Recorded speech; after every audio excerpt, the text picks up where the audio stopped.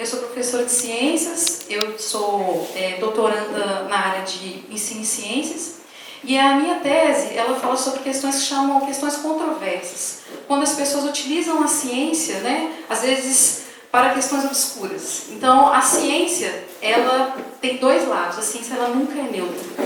E como a gente tem vivenciado, né, eu estou também há 11 anos no Mobsan, a gente tem vivenciado muito a questão do discurso técnico. Muitas pessoas, inclusive, perguntaram, uma professora? O que uma professora vai falar de barragens? Então, eu vou te dizer que talvez eu seja a pessoa ideal para falar de barragens para a comunidade. Porque eu não estou aqui para falar com técnicos, eu estou aqui para falar com a comunidade. E muitas vezes os técnicos da Vale, de qualquer outra mineradora, eles chegam com um discurso técnico, querendo desqualificar outros discursos. Mas o meu discurso também é técnico. Primeiro porque, não só por eu ser uma doutoranda de uma área que é uma área de tradutora de conhecimentos. Né? Então, o conhecimento técnico, a gente traduz ele para que ele seja palatável. E nem sempre as empresas estão dispostas a fazer isso. Pelo contrário, com seus gráficos e conhecimento técnico, eles sobem no pedestal para dizer que são melhores que nós. E a ideia dessa proposta, dessa palestra, não é subir no pedestal, pelo contrário, é descer e passar para vocês um pouco da nossa experiência, tá? Então, eu estou na área de pesquisa há muito tempo, só para vocês terem uma ideia. Isso aqui são algumas das publicações que eu participei. Esse livro nós lançamos no ano passado em Lisboa, na Universidade de Lisboa. E esses materiais aqui são materiais que trabalham com a questão da participação social e mobilização dentro da questão ambiental. E estamos com essa revista aqui também, a gente está com alguns exemplares, que é uma revista que a gente está trabalhando inclusive nas escolas, que aqui também tem a última matéria aqui também, eu estou assinando ela, que fala de um curso de formação de professores que envolve essa temática. Inclusive parte desses slides, notícia nova que eu nem falei com meus colegas ainda, mas vai fazer parte de uma disciplina do mestrado profissional de biologia da UFMG. Então, só para vocês terem uma ideia de onde que eu estou falando, esse é o meu lugar de fala. Então, eu sou uma tradutora, digamos assim, de conhecimentos técnicos. Tanto é que na minha tese, para fazer essa apresentação, a gente passou pela geografia, geologia, história, direito. Tem muita coisa aqui da questão do direito, da química e da engenharia, tá? Mas se vocês estão aguardando gráficos fantásticos, não. A gente não veio aqui para isso, tá? Então, o Paulo também está nessa área, né? Nosso braço mais técnico, né, dentro desse sentido. Os mapas, todas essas informações nós pegamos do banco de dados da FEAM, que é a Fundação do Estado de Minas Gerais, só que eles não estão no formato de mapas, que é o que nós fizemos, que foi o quê? Traduzir conhecimentos que já existem em banco de dados oficiais, tornar esses bancos de dados palatáveis. Tá? Então, é isso que nós estamos aqui. E vamos começar. Isso aqui é uma das páginas dessa revista, né? Porque queria que vocês dessem uma olhada, né? Essas são só algumas das 300 pessoas, né? Não são só números, são histórias de vida. Porque a gente está falando aqui, não de acidente, a gente está falando de crime. E é um crime recorrente, que é o pior de tudo. Né? É um crime recorrente. E não é a primeira e nem a segunda vez que houveram rompimentos em Minas Gerais e no Brasil, infelizmente. Eu estive agora, no início do ano, inclusive no Canadá, conheci vários movimentos ambientalistas, fui como Mobsan e conheci várias histórias de lutas de movimento de resistência com relação ao rompimento de barragem. Porque um dos maiores rompimentos de barragem do mundo aconteceu no Canadá, inclusive uma barragem de rejeito de mineração de ouro. Mas lá não tem uma população enorme abaixo das barragens igual aqui. Então são outras realidades, mas o que mais me chamou a atenção foi como que a informação é importante no processo de empoderamento. Não para causar pânico. Ninguém aqui, nenhum de nós, em nenhum momento quis causar pânico. Pelo contrário, a gente está dentro de uma questão de direito à informação. Isso não, e a informação, pelo contrário, ela tira o pânico das pessoas, se as pessoas têm noção do que está acontecendo. E é isso que nós viemos fazer aqui. Informar. Não para dar pânico, mas para a gente pensar junto. E aí, quais são os caminhos possíveis? Tá? E para a gente pensar que essas 300 pessoas e as várias outras que foram assassinadas não podem ter morrido em vão. Não podem.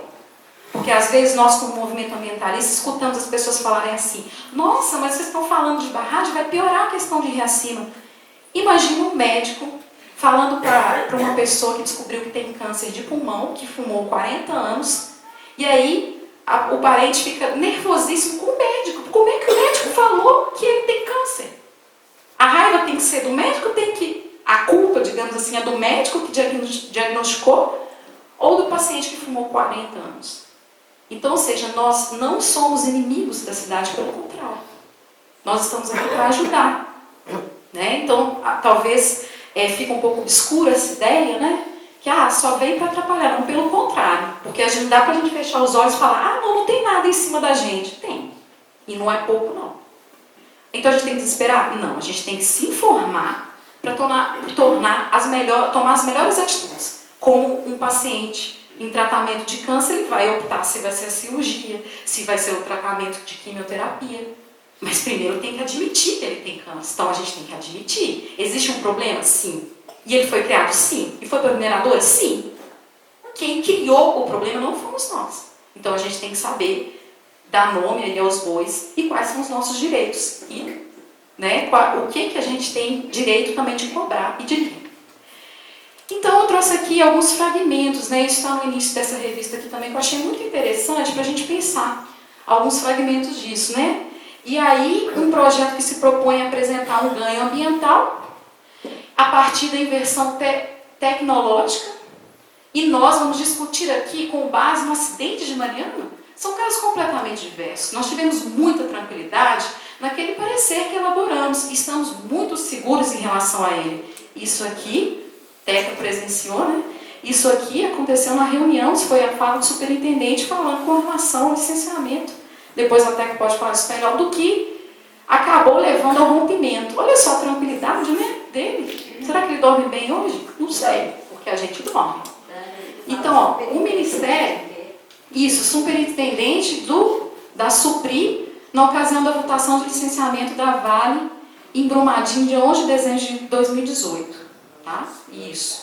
O Ministério Público não aceita que foi acidente. Aqui você não vai chamar de acidente, foi um crime. Chame como quiser, mas não de acidente. André Stern, promotor estadual, em resposta ao advogado da Vale na reunião dos moradores do Parque da Cachoeira no dia 5 de fevereiro. Ministério Público. Tragédias acontecem por irresponsabilidade, para economizar, para alcançar metas, mas são vidas. Agora é torcer para que achem o corpo, pois não serão encontrados, e eu posso até estar incluído nessa, não encontrar o corpo do meu irmão, mas é o mínimo que se espera. Esperança de vida não dá, mas ao menos de encontrar um corpo. Então o irmão, né, do Carlos está desaparecido. A televisão mostra imagens que fazem parecer com que o trabalho do resgate é bonito, mas no local, presenciando pessoas gritando, crianças chorando, postes pegando fogo e barro descendo, é uma coisa forte, foi chocante. Não tem como explicar. Diego Dias, socorrista, 28 de janeiro. Então, peguei aqui alguns fragmentos de mais um crime.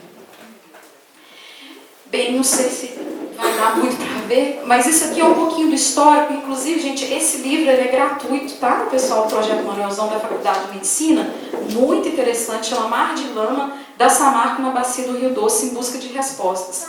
Quem tiver colocar, a lista de presença está passando, a gente pode mandar depois por e-mail, mas qualquer coisa tem um link na página do Projeto Manuelzão, assim como dessa revista também, que é gratuita, e parte desses materiais que foram elaborados na época do Projeto Manuelzão estão acessíveis lá também.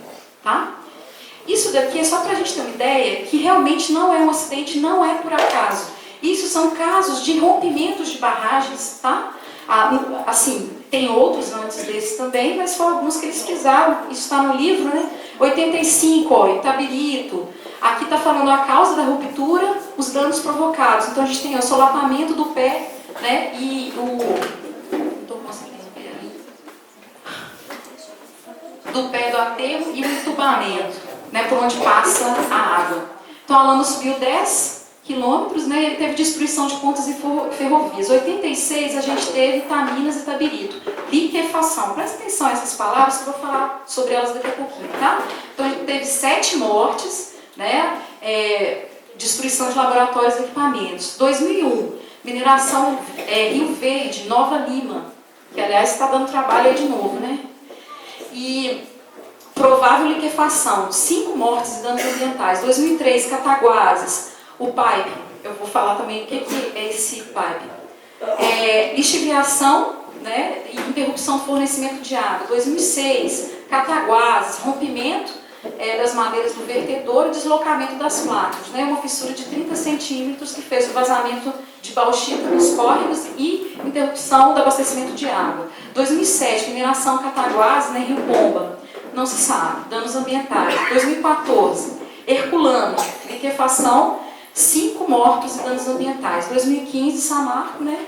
Que Samarco, lembrando que é 50% da Vale, então por isso que é uma reincidência de crime, porque já é o segundo, né? Liquefação, 18 mortos, um desaparecido, e a gente tem aí quilômetros e quilômetros de rio, né? De impacto no rio. Então, né? O que são barragens, na verdade? O que faz elas romperem? Como saber se seremos atingidos? E quais as formas de ser atingido ou afetado por um rompimento? É só pela lama? Pela lama em si já é péssimo, né? Mas é a única forma de ser atingido? O que podemos fazer? Tá bom, esse aí vai passar na prova. Então, só para a gente ter uma ideia, vocês vão reparar, gente, que todos os slides vão ter fontes, tá? Porque uma coisa que nós, no movimento, prezamos, né, são nossas fontes de dados também. Então, às vezes, uma coisa que a mineração gosta de fazer muito, não só conosco, mas com grupos no mundo inteirinho, que foi essa experiência que eu tive no Canadá, que pôde mostrar também, é que eles adoram desqualificar. Acho que o único saber técnico é o deles, né? Mas a gente também tem esse saber, tá? Então, a gente tem aqui, ó, um fluxograma do processo de mineração. Então, a gente tem a lavra, o processo de beneficiamento, por quê? O minério, ele se encontra sozinho no ambiente, ele é uma mistura com várias outras substâncias. Igual quando a gente faz um suco, né, coloca lá o pozinho do suco, açúcar, a água, aquilo é uma mistura. Tem como você separar. Então, o processo de separação do minério de ferro que tem valor econômico do que não tem, a gente chama de beneficiamento. E cada tipo de mineração tem um tipo de beneficiamento e tem um tipo de rejeito também. O rejeito, por exemplo, da mineração de ouro, ele é muito mais tóxico, né, em várias situações, do que o rejeito de mineração de ferro. Mas de mineração de ferro também tem níveis de toxicidade. Então, tem o beneficiamento, disso vai sair o transporte, que aí, né, depende do tipo, se vai virar, no caso do minério de ferro, peletização, tem vários processos aí. E aí, isso vai ser encaminhado para estocagem, né, e vai ser enviado. Porque o nosso minério ele vai principalmente para a China, o nosso minério é exportado, ele não é usado aqui no Brasil, né? Só que está faltando alguma coisa aí, né? Está faltando uma coisa muito importante, principalmente para nós que estamos no território de mineração. Quando qualquer manual técnico que você pegar, qualquer dissertação, tese de mestrado, atividade de curso técnico, não vai estar falando dentro do processo da mineração, aquele esquema básico que eu passei ali, rejeito. Não, isso não faz parte do processo. Agora, para nós, ele faz parte, sim, ele está aqui sobre nossas cabeças. Não tá, todo esqueminha não coloca isso não, mas a gente sabe, nós sabemos. Nós que estamos debaixo de mais de 30 barragens, nós. Se não sabemos, é bom que a gente comece a saber.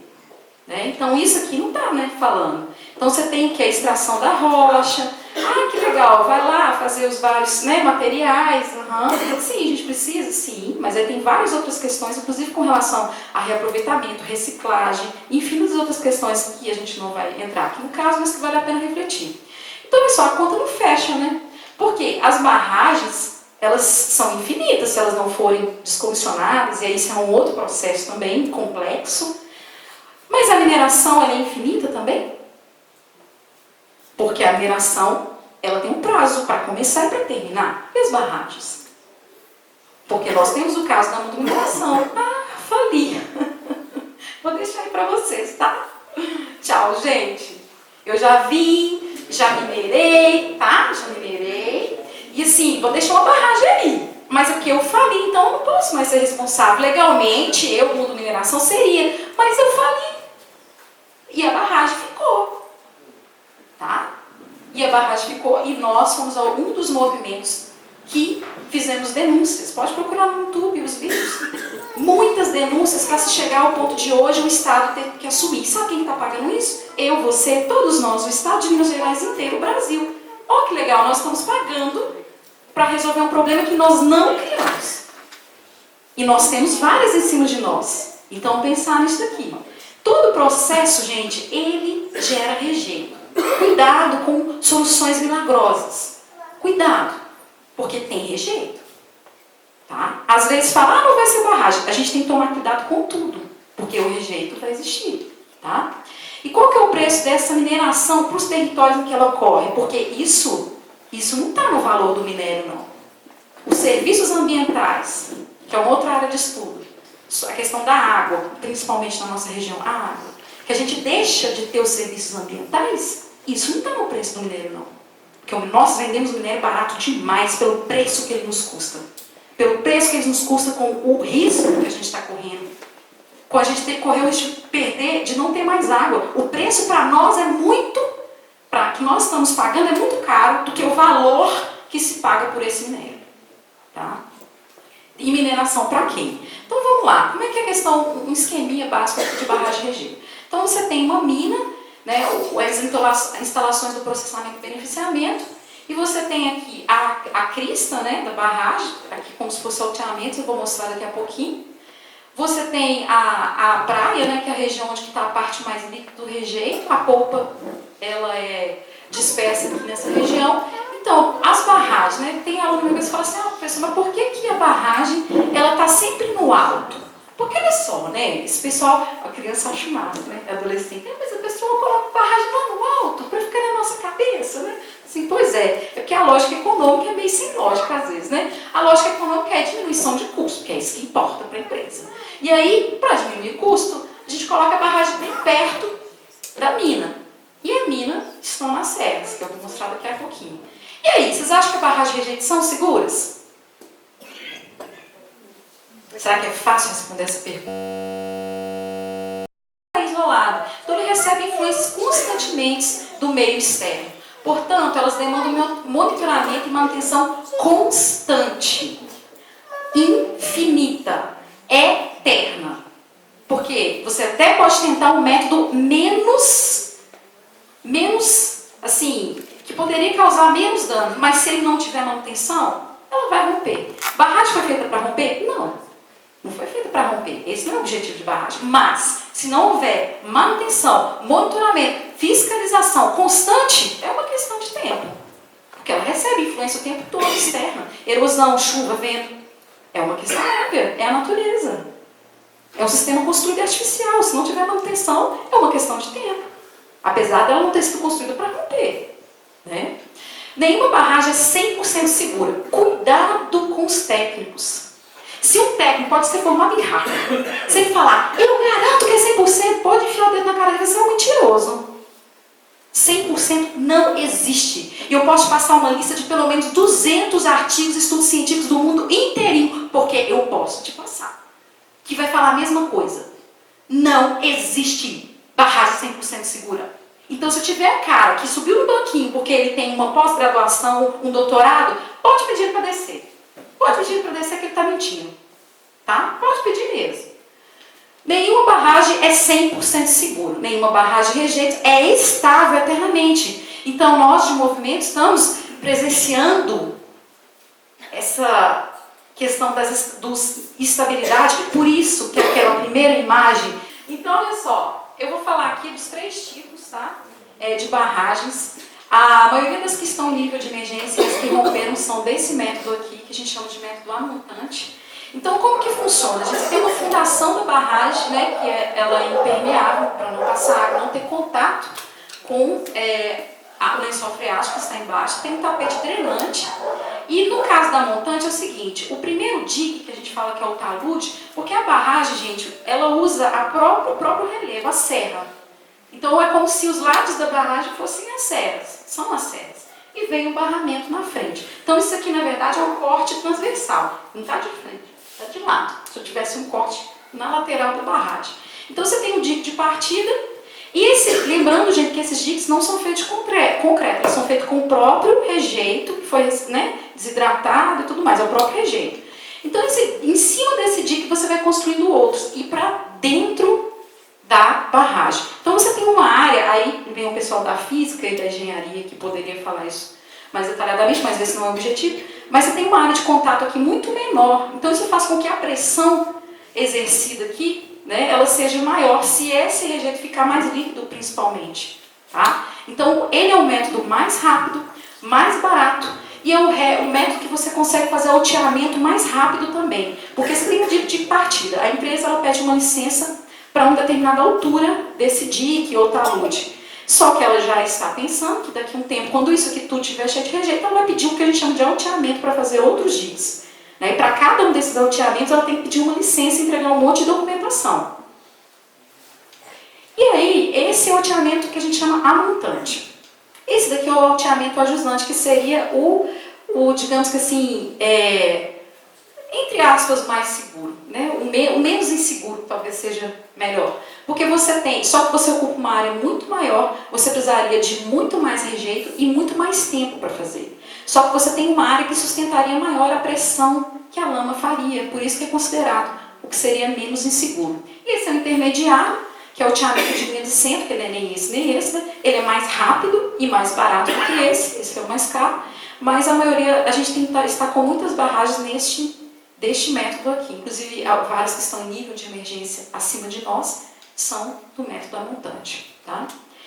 Isso daqui, gente, é um estudo, tá? Uma dissertação aqui do lado, tá? O pessoal da engenharia civil, que estava querendo aí, engenharia, ó. Que a gente tem aqui os tipos de métodos, as vantagens, desvantagens e algumas observações. Então, um estudo, né? Então, você tem, no caso do ajusante, ele tem menor probabilidade de ruptura, né? Ele tem uma linha freática, que eu vou explicar o que é isso, né?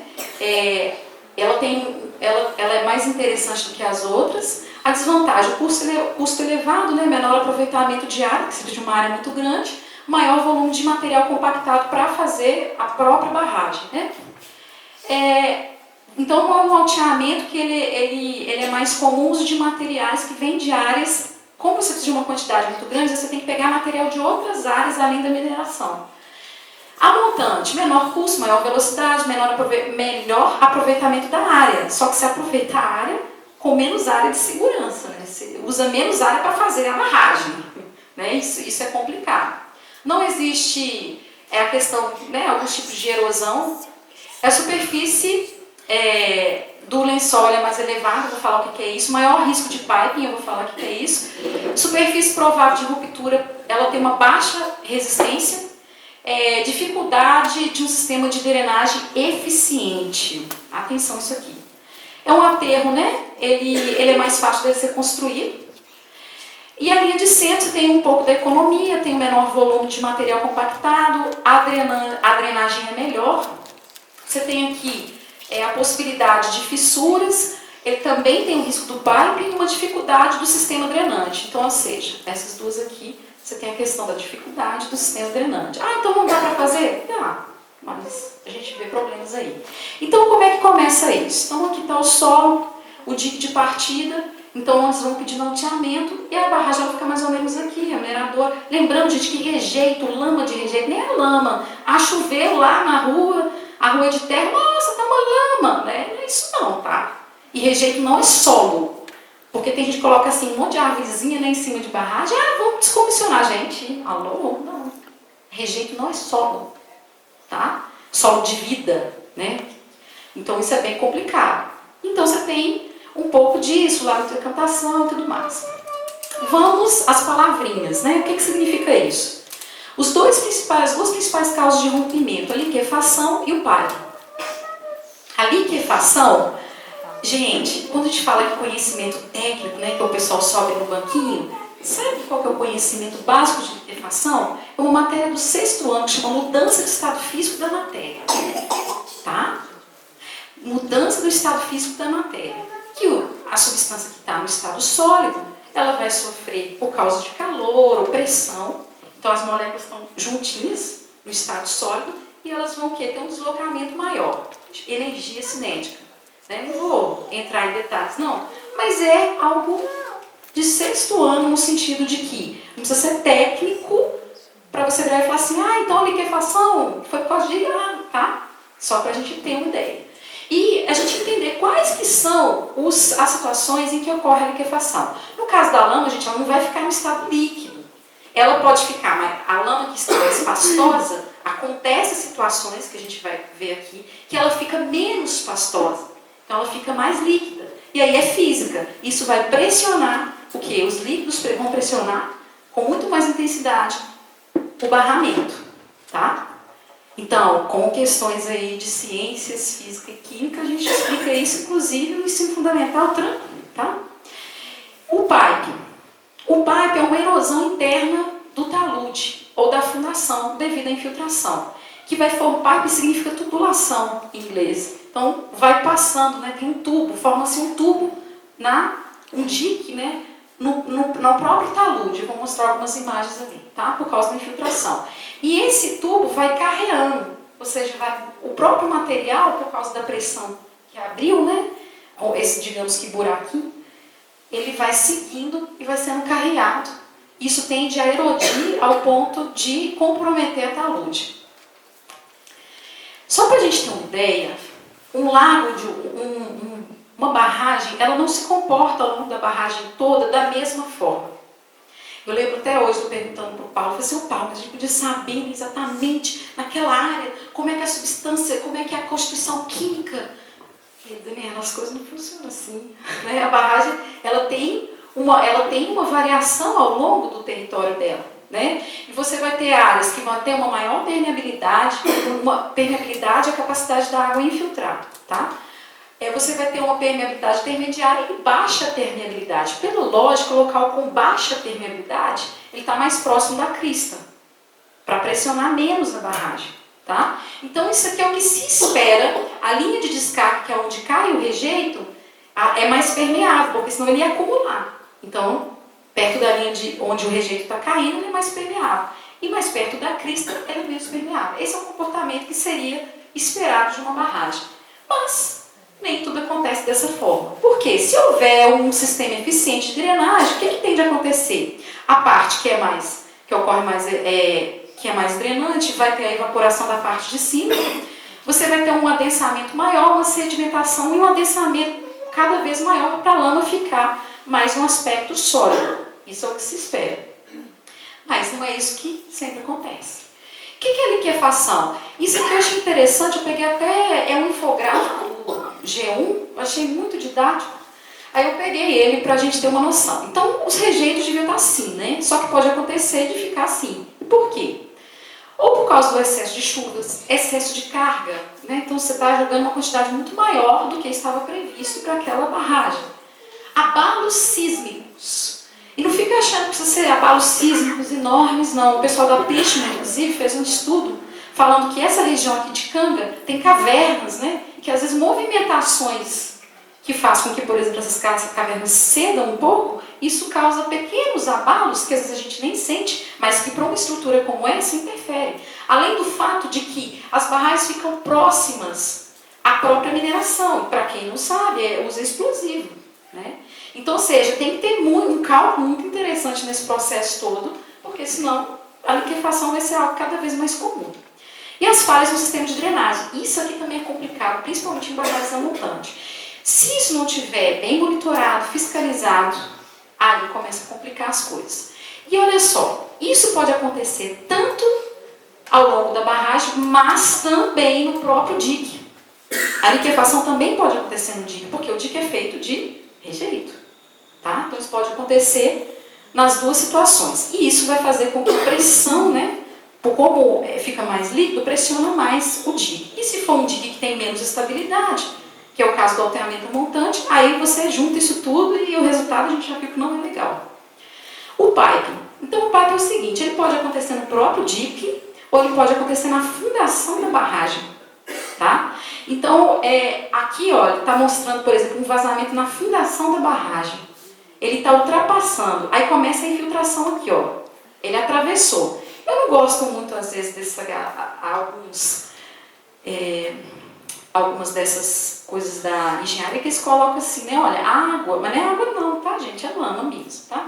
Então aqui, ó, então vai passando aqui e vai começando aqui, a erosão vai carreando, levando o próprio talude, tá? Até você ter a ruptura da barragem. E aí a gente fica pensando, nossa, igual aquela declaração, né? Do diretor da Vale, achei muito interessante, né? Ai, porque a gente não sabia. Eu falei assim, é mesmo, o Papai Noel também existe. Porque, gente, vamos combinar.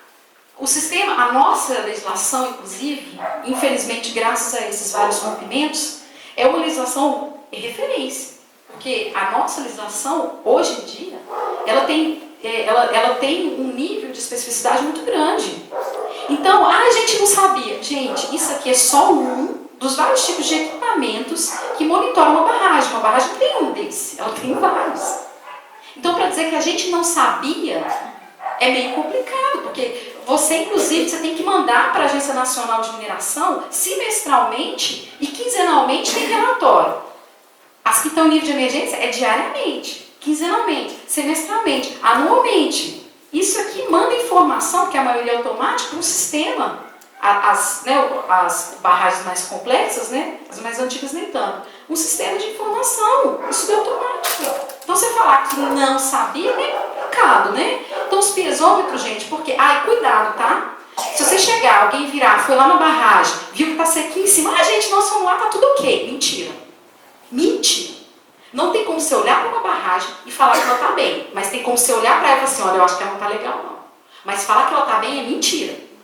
Você olhar para uma barragem e ver que ela está sequinha em cima, gente, isso é um universo aqui embaixo, tá? É um universo. Isso, olhar, ver, não é o suficiente tecnicamente para dizer que uma portaria do Departamento Nacional de Produção Minerária, que hoje chama Agência Nacional de Mineração, de 2017, que cria o Cadastro Nacional de Barragens para o Sistema Integrado de Gestão, tá? E aí, aqui, gente, é isso aqui, ó. Quem tem dúvida, toda a questão técnica, legal, está nisso daqui. Todas as nossas referências, o que é risco, tá? O que é plano de segurança de barragem, o que é plano de ação. Quem tiver dúvida, aqui é a nossa referência legal. Então, isso confunde um pouco a gente, tá? Então, eu tentei, né, nós tentamos de uma maneira didática falar de algo que costuma ser um pouco complicado. Então, depois que tiverem dúvida, até assim, para vocês ajudarem a gente também a tornar isso mais palatável. A gente tem aí, na legislação, a gente tem categoria de risco, categoria de dano potencial e nível de emergência. Eu vou falar das três para a gente entender qual que é a diferença. Categoria de risco e de dano potencial. A classificação dessas categorias, tá? Ela é pelo agente fiscalizador, Agência Nacional de Mineração. E dano potencial tem a ver com o volume, com critérios que estão estabelecidos também no Conselho Nacional de Recursos Hídricos. Por quê? Vocês vão entender um pouco o que tem a ver, barragem, rejeito, água. Então aqui a gente tem a categoria de risco alto, médio e baixo, dano potencial alto, médio e baixo. Aí essa tabelinha, por exemplo, se a categoria de risco é alto e dano potencial é alto, então é A. Aí você vai cruzando aqui, ó, para você ter uma ideia, tá? Categoria de risco. Gente, a categoria de risco é o critério de classificação da barragem. Ela deve ser feita, inclusive, no caso das novas barragens, se houver, tomara que não, antes da construção da barragem, inclusive. Tá? Então, a categoria de risco ela tem a ver com as características técnicas da barragem, o estado de conservação, como a maioria a lei, gente, é de 2017, mas as nossas barragens têm 30, 40 anos, né? Então, ou seja, tem uma questão de adequação. E o plano de segurança de barragem, então aí você faz uma média disso aí, tem uma pontuação e tudo mais.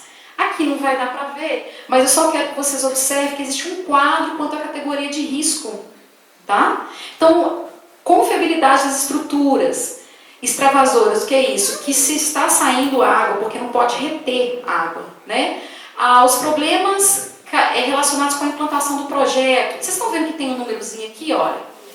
Ó, percolação, deformação, deteriorização dos taludes, que são os diques. E aqui tem, olha, 0, 3, 2, 6, 10. Estão vendo isso? Isso tem a ver com a classificação do risco da barragem, mas também quando fosse pensar em quais documentos a gente pode cobrar e a gente tem direito de saber sobre as barragens, tá? Então aqui, olha, se você tem, por exemplo, estruturas identificadas que você precisa de correção nas estruturas, aí o peso é 6. Se você identificou problemas com a questão da redução da capacidade dessa água sair, aí é 10. Surgências, está saindo água onde não deveria sair, 10. 10 não é de bom não, tá, gente?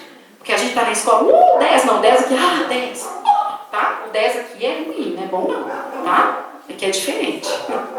Então isso aqui, gente, só pra você saber que a gente não tá tirando isso da nossa cabeça, isso aqui está na lei, tá? Você tem referências para fazer isso. Uma pessoa, um diretor de uma empresa, para falar, a gente não sabia, é muito complicado, porque você tem relatório disso. Você tem parâmetros para esse relatório. tá? Aqui, por exemplo, categoria do plano de segurança. Olha, eu não vi nenhum plano de nenhuma barragem daqui, tá? Agora, até pra gente saber que quando aparecer, que espero que apareça, a gente saber o que tem que ter no plano, tá? O que deveria ter no plano? Você tem que ter informações relacionadas com o projeto, tá? A questão de será que nesse plano tem um manual de procedimentos de inspeção? O que é inspecionado? Com qual frequência? Quem é responsável por isso? Tá? Então você tem, gente, a nossa legislação é bonitinha demais, né? Eu não quero nem seguir, porque se for que gracinha, né? Tem muito detalhe. Com relação à categoria de risco, então isso aqui é um quadrinho resumo, tá? Categoria de risco você tem característica técnica, estado de conservação da barragem e o plano de segurança de barragem. E aí você tem um resumex aí disso. Dano potencial. Qual que é a diferença de risco para dano potencial? Tá? Dano potencial, ele está relacionado, ó, é o dano que pode ocorrer devido ao rompimento ou mau funcionamento da barragem, independente da sua probabilidade de ocorrer. O risco é se vai ocorrer. O dano potencial associado é se ocorrer o rompimento, qual vai ser o estrago que vai ser? Infelizmente, nós como movimento temos observado que nos relatórios o dano potencial está muito aquém do que ele realmente acontece. E para não achar que a gente está viajando, infelizmente está Mariana e Brumadinho para provar isso. Várias comunidades que nem estavam lá, né, nesses documentos, atingiram, né? Então a gente tem que tomar cuidado disso. Então também está relacionado com alto, médio e baixo e tem a ver, olha só, com o potencial de perdas de vidas, impactos econômicos, sociais, ambientais, recorrentes da ruptura da barragem. Então, ou seja, isso está na nossa lei, tá? Dano potencial associado, que eu também não vou ler, porque não vai dar nem para ler, mas quem tiver interesse está lá na lei, isso aqui é um anexo da portaria, tá? Só para a gente ter uma ideia, ó, o volume do reservatório, se tem população ajusante, no nosso caso todas, né? Aqui, impacto ambiental e impacto socioeconômico, tá? Aí é bem legal depois para a gente ver isso com calma. Isso aqui é um fluxo urbano de classificação. O que é isso? Gente, uma instabilidade, o tipo de classificação não é eterna. Uma barragem que hoje está numa classificação de categoria de risco, ou principalmente nível de emergência, mas isso pode mudar com o tempo. Isso não é eterno, tá? Então você tem, os dados são enviados pela mineradora para a Agência Nacional de Mineração. A agência, através disso, ela vai classificar a categoria de risco e dano potencial, associado a essa lei que eu acabei de falar. Eles vão divulgar isso no site da Agência de Mineração. Quem quiser ver, tem uma tabela de classificação de fevereiro de 2019 que a gente usou.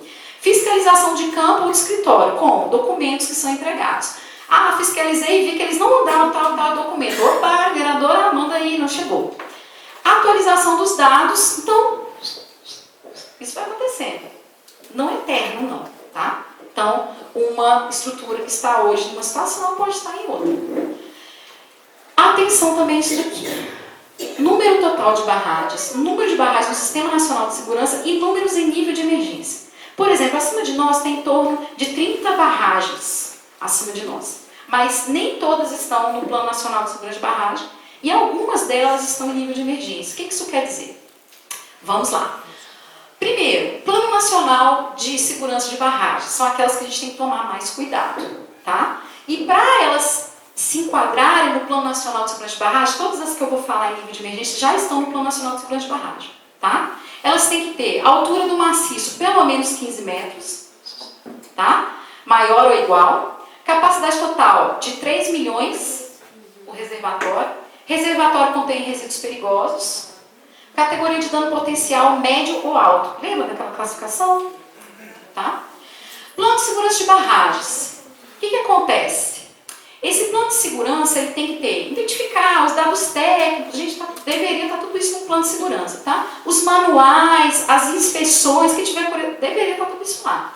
E presta atenção a isso. Plano de ação de emergência, tá? E aí vamos lá. O plano de ação de emergência é usado se a barragem for acionada em nível de emergência. Independente se ela está em nível de emergência, ela tem uma classificação de dano potencial e de risco. Se vai romper e se romper, a extensão do problema. Isso daqui opa, ela pode romper. Opa! Entendeu? Então, se ela está em nível de emergência, isso não é bom. E tem 3 níveis de emergência, tá? Então, se ela está em nível de emergência, ela está em situação de atenção, tá? E o nível 1 O nível 1, quando é detectada alguma anomalia. De onde é tirado isso? Daquele tanto de relatório ali, daquela galera de critério. Tá? Então isso não é do nada. Se essas anomalias não forem resolvidas depois desse primeiro prazo, ela já vai direto para nível 3. Se vê que não tem como, nível 2. Se não tem como controlar, vai para nível 3.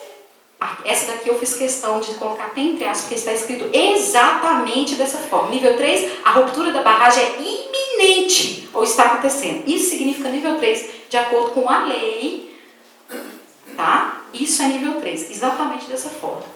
E aí, gente, o plano de ação emergencial. As barragens que estão em níveis de emergência, a gente tem que dar uma olhadinha no plano emergencial, que é o que se fazer quando uma barragem está em nível de emergência, tá? Então, detalhe, esse plano ele é exigido na caso de barragens classificadas de alto dano potencial. Olha isso aqui, que vai ter uma tabelinha ali, tá?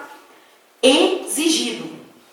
Contém ações a serem executadas pelo empreendedor em caso de situação de emergência. Exigido, tá? Vou ver se eu vou fazer. Não, ele é exigido. Continuando aí o artigo, a identificação da situação de emergência, o que tem que ter, né, nesse plano? Mas eu dei um destaquezinho aqui. Tem que ter estratégia e meio de divulgação para alertar a comunidade potencialmente afetada em situação de emergência. Está na lei. Parágrafo único. Esse plano deve estar disponível no empreendimento e nas prefeituras envolvidas, bem como ser encaminhado a autoridades competentes e organismos da Defesa Civil. Está na lei. E se não está na prefeitura, se não está na Defesa Civil, então tem alguma coisa errada. Essa lei é de 2017 e na lei está dizendo que todas as mineradoras teriam 1 ano, 12 meses para cumprir e fazer esse plano. Peraí, 1 ano? Tinha que estar pronto em 2018. Nós já estamos no meio de 2019. Se não está pronto, então já está ilegal. Tem coisa errada.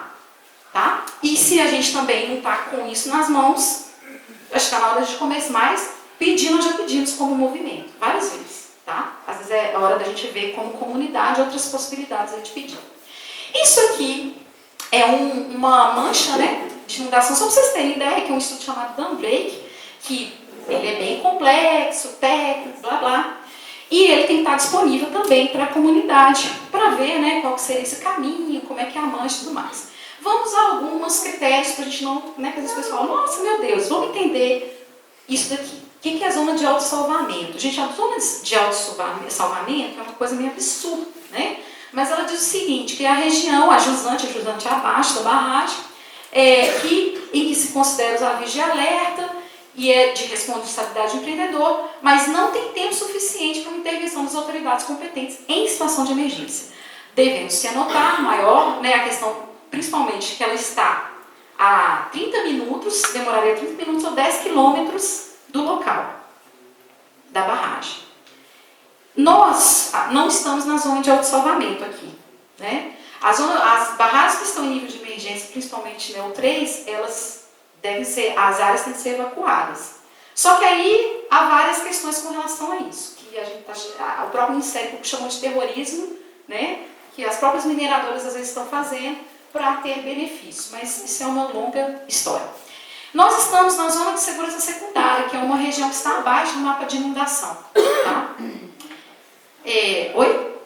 Está no mapa, desculpa, abaixo da zona de autossalvamento, isso mesmo. E vamos aos números, esses dados aqui, né? Então nós temos as barragens em nível de emergência que afetariam ali acima. Coloquei destaque para as que estão amarelas. Nós estamos há meses solicitando informações. Essas informações que nós temos são as que nós pegamos na Agência Nacional de Mineração. Caso tenha alguma outra modificação, e solicitamos essa semana novamente a Defesa Civil para nós nos atualizarmos, tá? Mas a gente não está tendo muito sucesso nesses retornos, não, infelizmente. Então, essas são as informações que nós temos da própria mancha de inundação, né? Da Vale. Então, nós temos aí Forquilha 1, 2 e 3, que estão em Ouro Preto. Mas Ouro Preto? O que Ouro Preto tem a ver com aqui? Isso aqui é a altura do barramento, 98. Lembra dos 15? Pois é. Volume. Lembra dos 3 milhões? Olha isso aqui eu coloquei errado. Dano potencial associado. Olha. Alto, todas. Tá? A montante. Vários a montante. Tá? E nível de emergência nós temos essas. E a ponto de mineração, que ela não passa no centro, não passaria no centro da cidade, está abaixo, mas que a gente também poderia ser afetado, que eu vou falar. Então a gente tem aí, Maravilhas 2, interessante nome, né? Maravilhas 2, olha.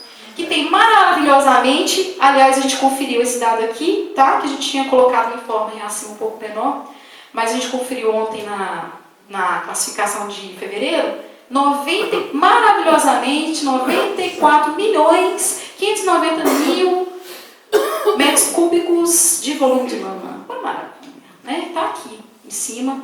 Ela está nível 1.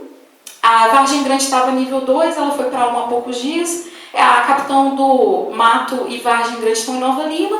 A gente tem as barragens da Minérios Nacional antiga na Misa, né, aqui no município de Riacima, que elas estão nível 1, são a montante, e a Mundo Mineração, né, que iniciou o processo de comissionamento. Só para entender quantas horas, para eu saber meu ritmo aí. 8h35. Nossa Senhora, super acelerado, né? Então, como saber o caminho da lama? Vou passar mais rapidinho esse aqui, né?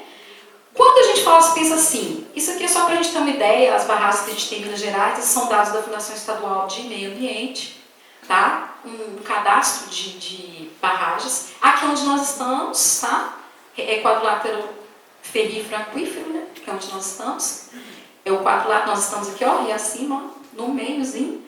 E aí, gente, o que tem a ver Ouro Preto? A barragem está lá em Ouro Preto e atingir aqui. O que tem a ver uma coisa com a outra? Gente, as mineradoras estão aqui no alto. As barragens são construídas em cima de córregos, todas. Porque elas aproveitam o quê? O próprio vale. Então, ela é construída em cima de um córrego. Então, quando ela rompe, gente, ela naturalmente, fisicamente, geograficamente, ela segue o quê? O sentido da água, porque ela está em cima da água, está em cima de um córrego. Então, por isso que mesmo as barragens que estão em outra cidade, elas atingem aqui, por causa desse conceito, que é o conceito também do 6º ano, que é de bacia hidrográfica. O que é a bacia hidrográfica? É o território por onde as águas escoam. Então, você tem as nascentes, os afluentes no rio principal. O rio principal está na parte mais baixa. Qual a bacia que a gente tem na casa da gente, uma baciazinha, né? Você joga água na beiradinha da bacia, ela naturalmente vai para o fundo da bacia. É isso que acontece aqui. Nós estamos na bacia hidrográfica do Rio das Velhas. Então, e do lado, né? Ele passa no centro da cidade. Qualquer barragem que esteja acima de nós, desse lado, porque a professora, a Daniela, mas desculpa, gente, é vício. E aí, porque a barragem lá de Macacos, ou Barão de Cocais, está pertinho daqui, ela não passa aqui, não. Barão de Cocais, desculpa. A barragem, chega, né? Então, a Serra do Gabriela, por exemplo, é um divisor de água. Então, tem barragens que, às vezes, fisicamente nem estão tão distantes, mas que elas não passariam aqui porque a serra é um divisor de água, tá? Então, Ouro Preto, ó, as forquilhas, por exemplo, vamos supor que aqui é Ouro Preto, ó, elas chegariam até onde nós estamos. Nova Lima, chegaria, Itabirito, chegariam por essa questão geográfica mesmo. Então, o caminho da lama é o caminho das águas, tá? Então, é o caminho natural das águas porque as barragens estão em cima de córregos. E aí a gente tem um exemplo clássico e prático, infelizmente, disso. Então, a gente tem aqui o caso do rompimento, né, da Vale e BHP Billiton, a Samarco, que a gente tem a mina, aqui a barragem, aqui Bento Rodrigues, né? Isso aqui é a rede hidrográfica. Olha, em cima, né? Isso é a rede hidrográfica. Então, o que aconteceu depois do rompimento? Olha aqui, seguiu o fluxo hídrico, né? Passou. E, mais um exemplo prático disso, que não estava nos documentos da mineradora, com relação à área de impacto. A área de impacto era Bento Rodrigues. Oh, gente, mas olha onde que ela não chegou? Né? Então, para a gente ter o quê? Um olhar crítico, gente, com relação a essa fala do que realmente é impacto. E querendo ou não, lembra daquela primeira imagem? Não interessa se para ele é pouco, a gente está falando das nossas vidas. Não é? Então, tem que se pensar nisso. Então, olha onde que a lama chegou. E aí a gente vou falar rapidamente das outras formas de ser atingido. Né? Alguém até falou assim, mas nós já estamos sendo atingidos. Né? E a questão da segurança hídrica é uma delas. Né? Porque às vezes a barragem que rompesse não passaria aqui em Riacima, mas mesmo assim a gente poderia ser atingido. E a mineração já nos atinge de formas diversas. A principal dela está relacionada na nossa região, a própria mineração nos tira água. Diante de um conceito básico que é o ciclo da água, se a gente for pensar, mas a água do mundo vai acabar? Não. A substância química, a água, ela se renova. constantemente pelo ciclo da água. Mas a água como nós precisamos, que é água líquida, potável e doce, ela já está acabando, porque a capacidade de armazenamento dessa água, o tanto que a gente usa, a conta não está fechando. Não está fechando. E aí complica um pouco mais quando a gente está numa região em que a nossa água está no meio do minério. Se você tira o minério, você tira um espaço geográfico em que a água está. Nós temos uma região de uma rocha muito importante chamada Canga, cheia de buraquinhos, parece uma esponja. A água passa rapidinho e fica armazenada aqui embaixo nos aquíferos profundos. Tá? E isso demorou milhões de anos para acontecer. Isso aqui é a Canga, né? Então regiões, você não tem área de floresta aqui, você tem uma vegetação muito específica e bonita, que é o campo rupestre, que é raríssimo, nós ainda temos isso aqui, tá? E o que acontece? Essas áreas, eu não vou ler tudo, mas esse é o Instituto Nacional Brasileiro, que diz sobre a importância das cangas e Itabirito. Olha, Itabirito é a rocha, o nome da cidade, né? Minério. E a importância, né, no alto potencial hidrológico dessa região. Então, o próprio Instituto Brasileiro de Mineração, né, como vários outros documentos, falam sobre isso. Então, olha onde nós estamos. Nós estamos aqui, ó. O Rio das Velhas nasce em Ouro Preto, passa por Itabirito, Riacima, e vai desaguar no São Francisco, lá no norte de Minas. São 800 quilômetros de rio. O que a gente sabe? Olha aqui, isso aqui, gente, é um mapa epsométrico, né, de altimetria. Quanto mais escuro, mais alto é. E olha aqui, isso são as serras, a Serra da Moeda, aqui a Serra da Cantarela, Caraça, os divisores de água. Olha o Rio Paropeba. Por que as barragens que estão do lado de cá, se romper, não vêm para o Rio das Velhas? Olha o divisor de água. Daqui para cá é Paropeba. Aqui é Rio das Velhas. E do lado de lá é Rio Doce. O Gandarela é o divisor de água do Rio Doce. O Barão de Cocais e Santa Bárbara está pertinho. Até mais perto do Ouro Preto, olha aqui, se for ver. O que Ouro Preto tem a ver? Né? Tem a ver com as serras. Então aqui nós estamos numa parte da bacia do Rio das Velhas, bem pertinho da região metropolitana. E não por acaso, isso aqui é um mapa com os aquíferos profundos que coincidem com as serras, que é justamente onde está o minério. E isso daqui é um mapinha de cada bolinha dessa, é uma barragem. Olha! E cada tamanhozinho, corzinha, é uma quantidade. Olha aqui de volume, ó, 9.160 milhões, ó, 9 milhões, 160 milhões. Olha só. No caso aqui, essas de baixo são as pretendidas. Gente, tem uma pretendida que era aqui. Olha, simplesmente 160 milhões. Não, era 600 milhões. 600 milhões de metros cúbicos. Opa, Mariana nos salvou. Porque aquelas pessoas que morreram em Mariana fizeram a população de Riacima ficar mais atenta a isso. Não deixamos que essas pessoas morram à toa. Então, só para finalizar essa parte, olha aqui, cada bolinha aqui, gente, são barragens que estão acima do ponto de captação. As azuis, acima de ponto de captação que abastece Belo Horizonte. Mas Riacima não pega água do Rio das Velhas. E Belo Horizonte está longe, não tem nada a ver com isso não, né? Tem nada a ver com isso. A água daqui vem do Mingu. Não tem nada a ver com o Rio das Velhas. Por que você está mostrando isso? Vamos tentar entender? As barragens, né? Questão do tamanho delas e tudo mais. Acima do ponto de captação tem 82 barragens. Dessas 30 estão acima de nós e o resto está acima.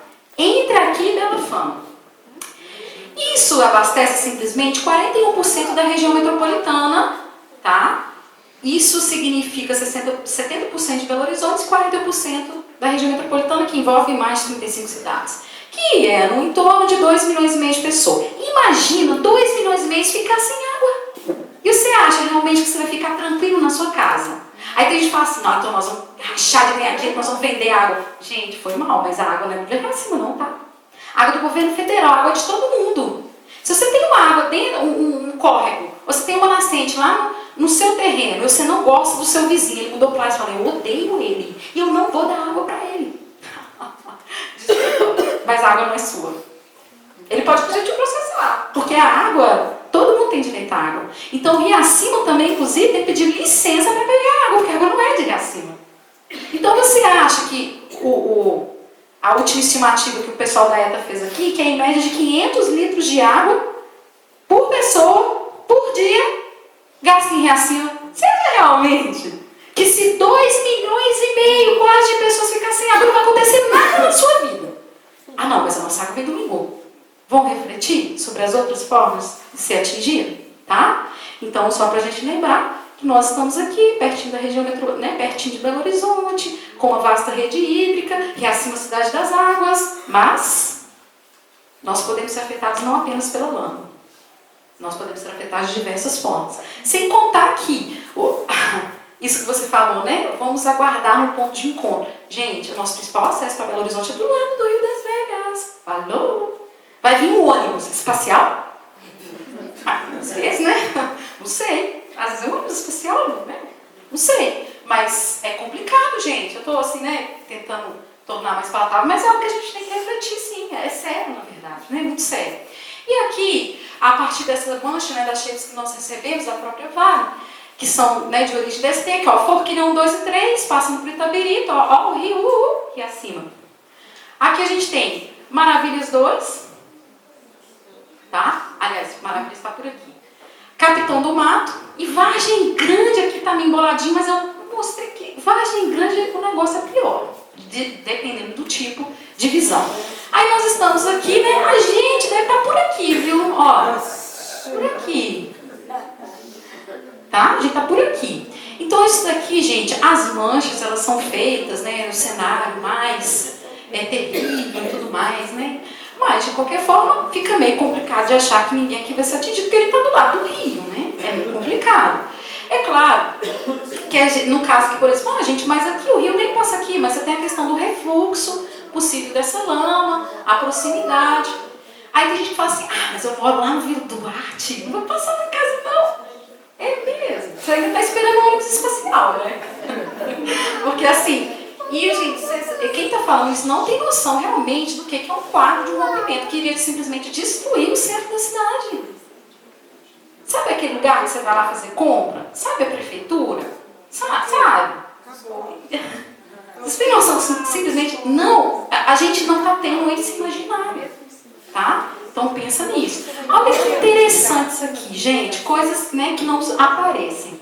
Por exemplo, quando a gente foi ver que o Paulo fez, antes mesmo das manchas, a gente já tinha a base da georreferenciada de todas as barragens da Fianda de 2003, a gente já tem isso. Inclusive, na reportagem que fala sobre o curso para professores, a gente usou a base de dados de 2003, que a gente já tinha noção dessas barragens. E pela lógica, seguindo o rio, a gente tinha noção das que afetariam aqui. Não exatamente como, mas a gente tinha essa noção. E olha só, Vargem Grande está acima da auxiliar da B2 e auxiliar B2. E ecológica 1 e 2. Ué, mas aquela não está na lista, não, porque ela não está em estágio de emergência. Mas está uma dupla, uma embaixo da outra. Isso significa que se essa romper, não vai ser os 9 milhões apenas, ela vai passar em cima dessas todas, gente. E para chegar aqui, ó, gente, aqui, ó. Então você já ainda tem isso, uma sequência de barragens. Lembra da Fazenda Velha? Aqui, ó, olha, ó que bonito, quer dizer, 160 milhões. 600 milhões, desculpa, 600 milhões. Aqui, ó. Debaixo de 4. Já tem 4, vamos colocar mais um aí, né? 600 milhões. Gente, olha isso aqui. Que ainda se cogita. Pensa, vocês estão entendendo o nível de insanidade? Então, ou seja, e a gente está aqui. Então, né, uma mais pertinho aí. E a questão da mineração, né? O que aconteceu aí, a fatídica situação.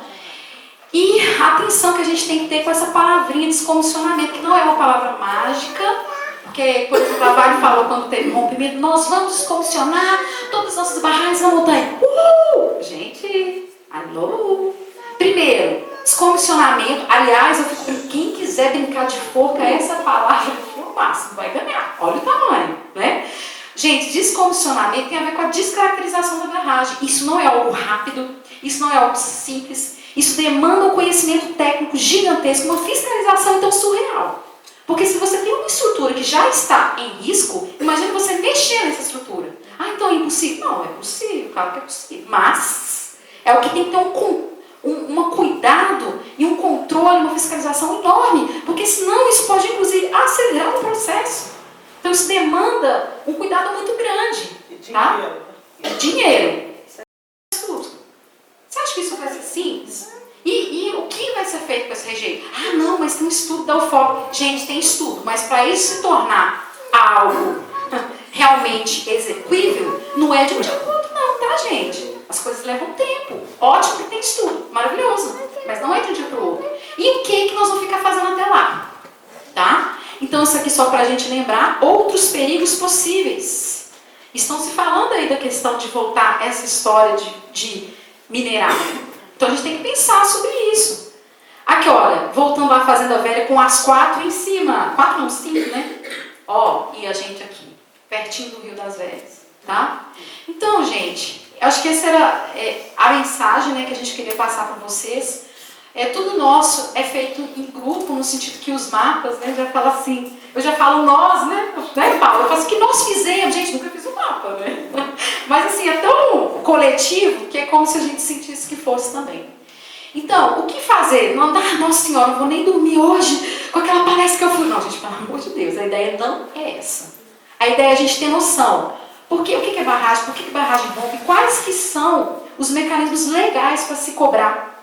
Por que a informação não está chegando até a gente? Como que a gente pode fazer para buscar essa informação? Porque a mineradora, ela tem que passar essa informação. E se ela não passou, por que ela não passou? Por que essa informação não chegou até nós? Né? E por quê? É muito fácil chegar e jogar pedra num informativo desse aqui, ó. Mas não vem aqui também falar sobre isso, não. A gente está esperando até hoje eles virem aqui. Né? A gente coloca a nossa cara aqui. Eles não. Tá? Então, a ideia é o seguinte: informar, cobrar, porque é nosso direito. É nosso direito ter informação. Tá? Solicitar, participar de reuniões, debates. Gente, na época porque teve uma ação civil pública do Ministério Público no ano retrasado com as barragens que era da Anamisa. Eu estive presente na reunião. Gente, nossa, eles são tão receptivos, né? Tem gente que ainda cai nessa. Que eles chegam, não, porque a gente quer a participação, que nós vamos fazer uma comissão. Nunca me ligaram. Claro que não. E quando eles querem ligar, eles não querem vir aqui, não. Eles querem que você vá lá. Eles não vêm aqui, não. Eles querem que meia dúzia, 5 pessoas, porque não cabe mais de 3, que 3 pessoas vão lá. Então pense muito bem. Tá precisando de uma audiência? Tá. Cuidado com os gráficos, os pedestais, os saltos e os banquinhos. Cuidado. Tá? Fiquem muito atentos ao tipo de informação. Por quê? Vocês acham realmente que uma empresa que assassinou 300 pessoas, 320 pessoas, ou mais, muito mais, você acha que ela realmente é digna de 100% de confiança? Pensa muito bem nisso. Tá? Então, para a gente pensar, porque coletivamente a gente pensa melhor. Eu não sei nada disso. Eu não sei nada de mapa, mas o Paulo sabe. Leitem, tem um advogado que sabe. Vamos reunir, gente, fazer comissão e ficar em cima. E você não precisa ser engenheiro para isso. Não precisa. Se você tiver um colega engenheiro, ótimo. Muito bom. Isso porque se você não está entendendo, a obrigação deles é te explicar até você entender. A obrigação deles. Tá? E você tem direito de duvidar também. É seu direito, eles não são deuses. Tá? Então, divulgar, cuidado, informações confiáveis. Porque vir aqui criticar é fácil. Mas cadê a mancha deles? Cadê? Mostra. Porque é a mesma. É a mesma. E cadê? Cadê? Não estou vendo, não. Porque é um absurdo. Porque não estava, por exemplo, hoje a gente estava revendo isso, no site da Defesa Civil Estadual, tem a mancha de inundação. Itabirito. Gente, acima não tem. Então, um corte. Vai lá no site da Defesa Civil Estadual. Não tem um corte em assim. Você, gente, meu Deus, o que vai acontecer? A lama vai submergir. Ué, o que vai acontecer com a cidade? Informação, gente, isso é muito importante. E coletivo, se tiver associação, então, grupos, começa a protocolar um monte de solicitação. Um monte, tá? Utilize conhecimentos. Isso aqui é, assim, no dia a dia, falando com seus colegas, na educação. Você não precisa esperar um engenheiro para te explicar isso, não. Tá?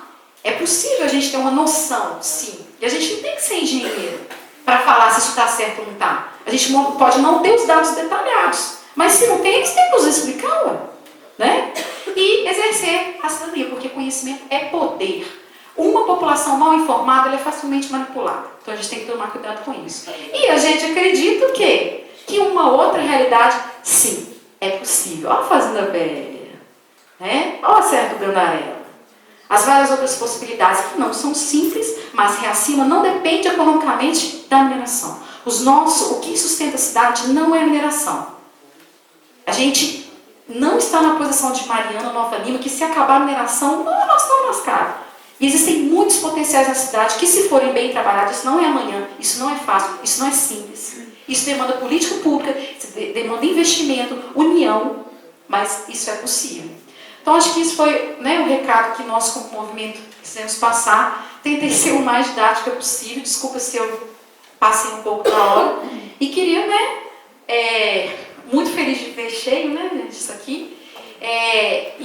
Vamos abrir agora, né, para as perguntas, mas desde já agradeço a atenção de vocês e a disponibilidade. Obrigada, viu?